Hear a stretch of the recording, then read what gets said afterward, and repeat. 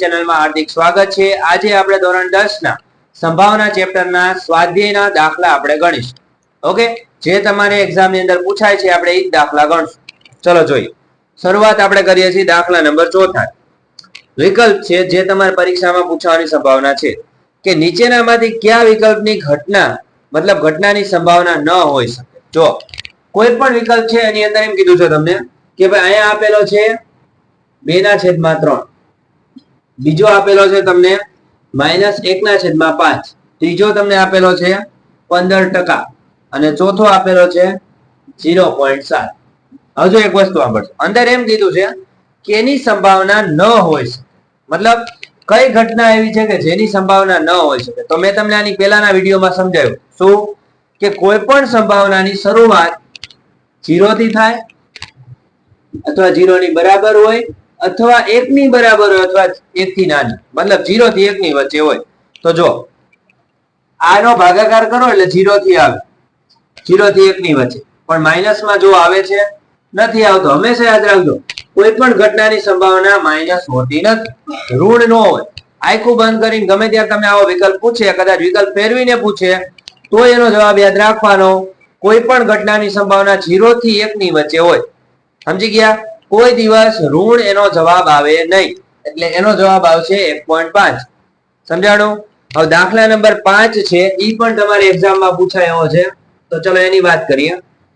જો PE બરાબર 0.05 હોય, જોજો ધ્યાન રાખજો કે PE બરાબર 0.05 હોય તો ઈ નહીં બનવાની સંભાવના શોધો। જો નહીં બનવાની એટલે શું થાય? એની પૂરક ઘટના, જેને આપણે E બાર કહીશું। ઈ ન બને એની ઘટના, બને તો ઈ આપણી ઘટના થાય અને ન બને એટલે એની વિરુદ્ધ ઘટના। તો હા ઈઝી છે, જો આનું સૂત્ર મેં તમને લખાયું હતું ભાઈ, PE વત્તા PE બાર બરાબર હંમેશા 1 થાય। રેડી? હવે PE ની કિંમત તમને આપી 0.05 અને આ તમને નથી આપ્યા, આ તમારે ગોતવાના છે। એક એમ નામ આને સામે લઈ લ્યો તો શું થાય? PE બાર બરાબર 1 ઓછા 0.05। હવે અમુક ને બાદબાકી ન આવડતી હોય, ધ્યાન રાખો, 1 પછી 2 આંકડા મૂકી દેવાના, પોઈન્ટ પછીના 0.05, આની પર 10, આની પર 9, આની પર 0, 10 માંથી 5 જાય એટલે 5, 9 ના 9, અહીંયા શું 0.95। આ તમારો જવાબ 0.95 PE બાર બરાબર। સમજાણું? આ યાદ રાખો, આ તમારે MCQ માં વારંવાર પૂછાય, કા MCQ માં પૂછાય, કા ખાલી જગ્યામાં પૂછાય, કા ખરા ખોટામાં પૂછાય। સમજાણું? એ ખાસ યાદ રાખવાનું અને પૂછાયેલો છે। ચલો હવે એના પછીનો જોઈએ દાખલા નંબર 6।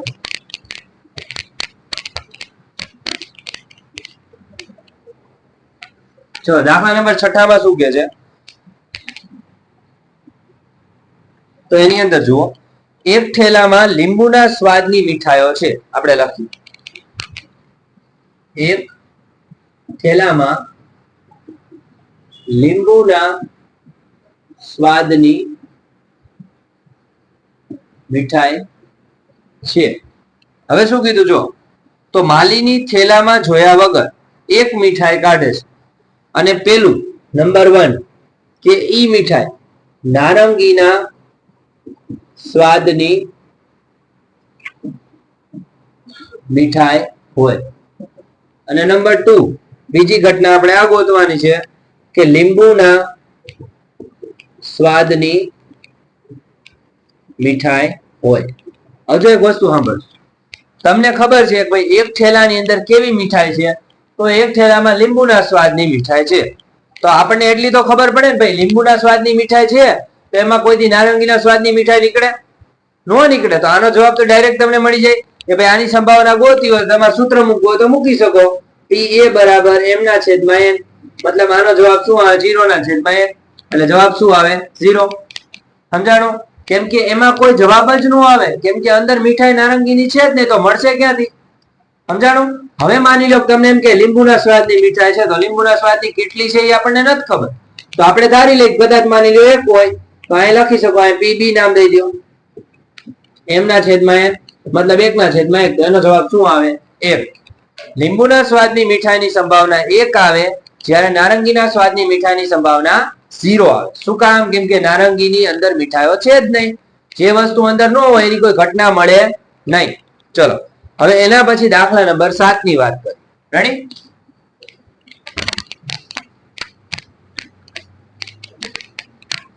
ચલો દાખલા નંબર 7 માં શું કહે છે જોઈએ. ચલો આપેલ છે કે 3 વિદ્યાર્થીઓના સમૂહમાં 2 વિદ્યાર્થીઓનો જન્મદિવસ સમાન ન હોય તેની સંભાવના 0.992 છે. સાંભળો, ટોટલ કેટલા વિદ્યાર્થી? આ ધ્યાન રાખજો. 3 વિદ્યાર્થીના સમૂહ એટલે 3 વિદ્યાર્થીઓ છે ટોટલ. હવે એમ કીધું કે એની અંદર 2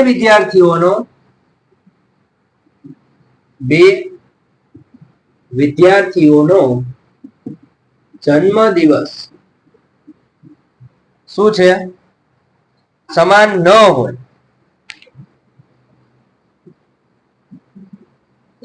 તેની સંભાવના આપી છે 0.992. સમાન ન હોય, ઓકે, અથવા સમાન ન હોય તેની સંભાવના આપણને સમજજો. કઈ અઘરો દાખલો નથી. 2 વિદ્યાર્થીઓના જન્મદિવસ સમાન ન હોય એની સંભાવના 0.992 છે. તો 2 વિદ્યાર્થીઓનો જન્મદિવસ સમાન હોય એની સંભાવના શું થાય? તો મેં તમને આની પહેલા સમજાવ્યું કે કુલ સંભાવના હંમેશા એક જ હોય, એક થી વધે નહીં, ઓકે, પણ એક થી ઘટે ખરી. એ તમને કહી દો. બસ તમે એવું વિચારશો એક થી વધે નહીં ને એક થી ઘટે ને, એવું ન આવે. એક થી વધે નહીં પણ એક થી ઘટે ખરી, અને 0 થી કોઈ દી ન ઘટે. મતલબ આ યાદ રાખવાનું કે ભાઈ 0 મોટા છે બરાબર છે, PA મોટા છે બરાબર છે, 0 થી 1 ની વચ્ચે હોય. તો આપણે આ ગોતવાનું છે. આને આપણે ઘટનાને નામ દઈ દઈએ ભાઈ PA બરાબર તમને આપ્યા છે 0.992. મતલબ સમાન ન હોય તેની સંભાવના, એને આપણે PA નામ દે. હવે સમાન હોય એની સંભાવનાને આપણે એની વિરુદ્ધ ઘટના દઈ દઈએ. શું આવે? PA બાર. તો કુલ સંભાવના કેટલી હોય? હંમેશા એક હોય કે ના હોય? હવે એક માંથી તમે 0.992 બાદ કરી નાખો. બીજું તો કઈ કરવાનું નથી. એટલે તમને શું થાય? સમાન હોય એની સંભાવના મળી જાય. કાંઈ બાદ બાકી કરી નાખીએ આપણે. 0.992 10 9 9 અને 0. આ શું આવે? 10 માંથી 2 એટલે 8. અહીંયા 0, અહીંયા આવશે 0. 0.008 આવશે. 0.008. સમજાણું? આ તમારી સંભાવના. બીજી કોઈ વસ્તુ નહીં. આટલું તમે જે સમાન હોય એની સંભાવના છે, અને આ સમાન ન હોય એની સંભાવના. રેડી? ચલો હવે એના પછીની વાત કરીએ. દાખલા નંબર 8 ની વાત. ક્લિયર? ઓકે. જો અત્યાર લગી દાખલાનો મતલબ સમજાણા ન હોય, કોઈ પણ ડાઉટ પડે તો તમે મને કોમેન્ટ્સમાં પૂછી શકો છો કે આ દાખલા મને ડાઉટ છે, આ નથી સમજાતો, ઓકે, વગેરે. ચલો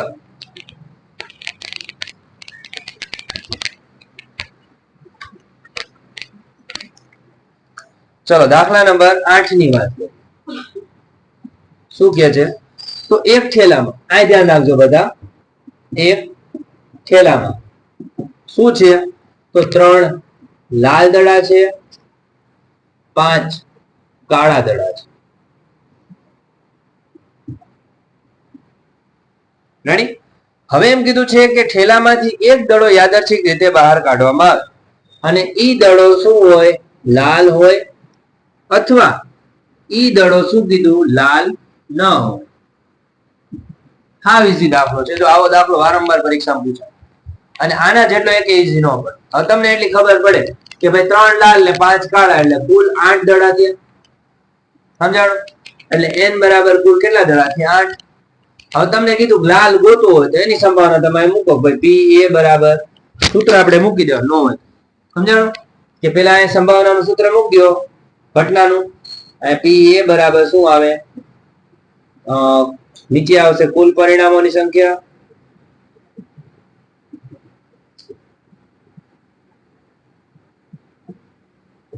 ઉપર આવશે લાલ હોય તેની સંભાવના.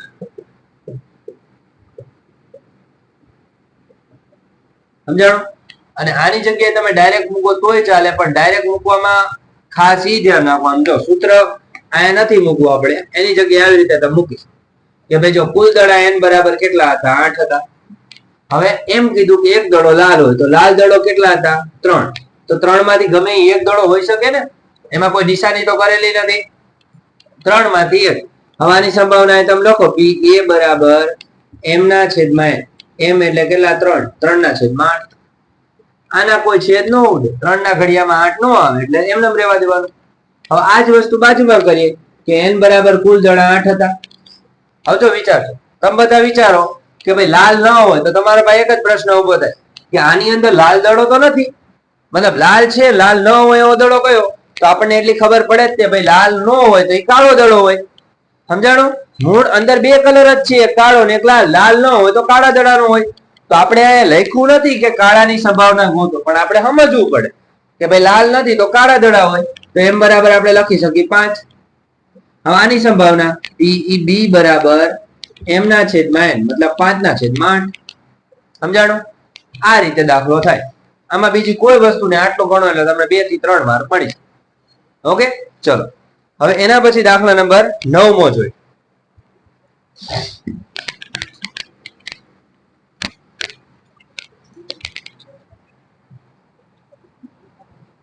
ચલો 9મા દાખલામાં શું કે છે એની વાત કરીએ.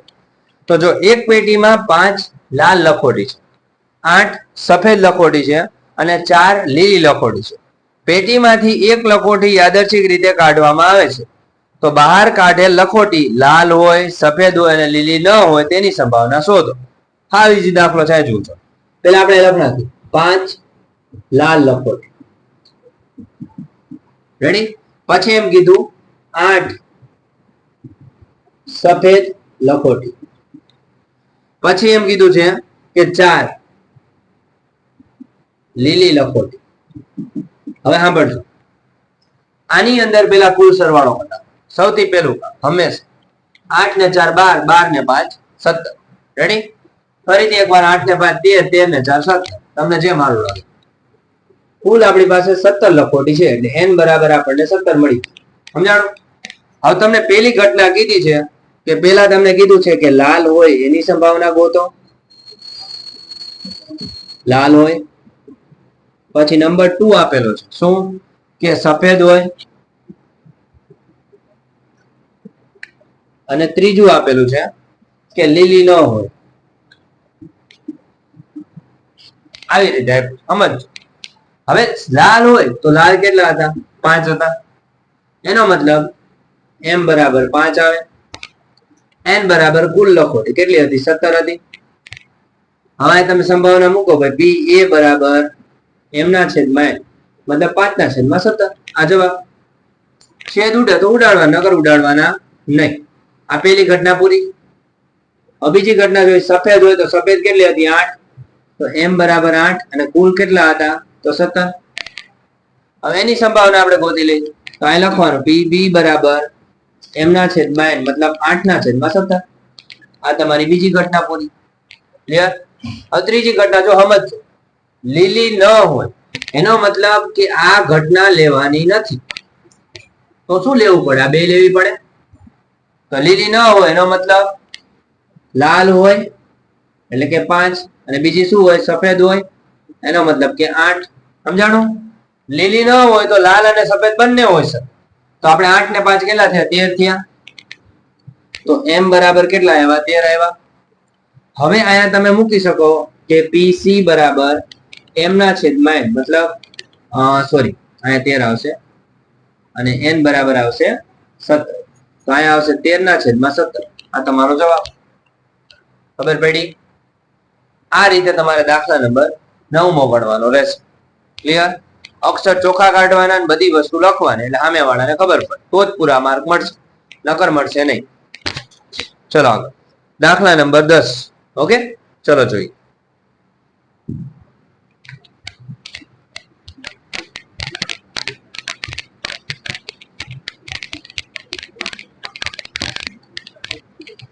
ચલો આગળ.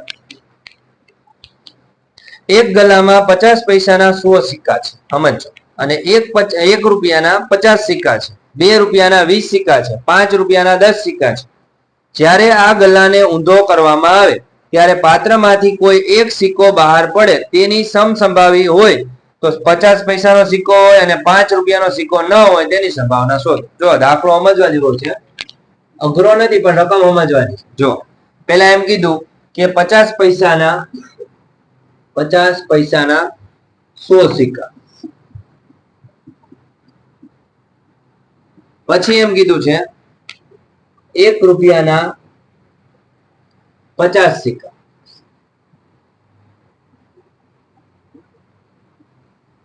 પછી એમ કીધું છે કે રૂપિયા 2 ના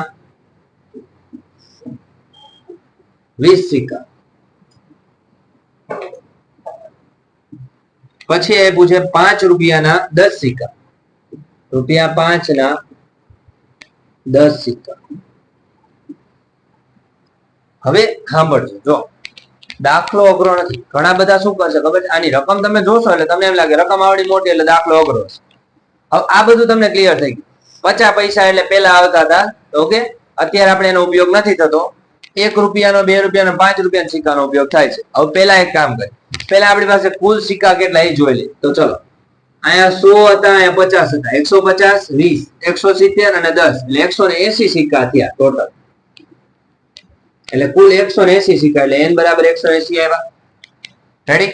હવે આપણને પેલી ઘટના કીધી છે. જો પેલી ઘટના એમ કીધી કે 50 પૈસાનો સિક્કો હોય. રેડી? અને બીજી ઘટના એમ કીધી છે રૂપિયા 5 નો સિક્કો ન હોય.